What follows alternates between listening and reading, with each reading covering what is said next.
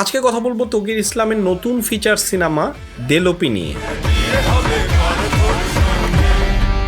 পরিচালক হিসেবে মোহাম্মদ তৌকির ইসলামের যে ভিশন সেটা একদম ক্লিয়ার ছিল। তিনি কি গল্প বলতে চান এবং কিভাবে গল্পটা বলতে চান সেটা নিয়ে কোনো ধরনের আপোষ করেন নাই। সিনেমাটোগ্রাফির কাজ পরিচালক নিজেই করেছেন। এটা একটা ইন্ডিপেন্ডেন্ট ছবি হিসাবে এর নির্মাণ শৈলীতে যে সক্রিয়তা তা অনেকটা বাড়িয়ে দিয়েছে।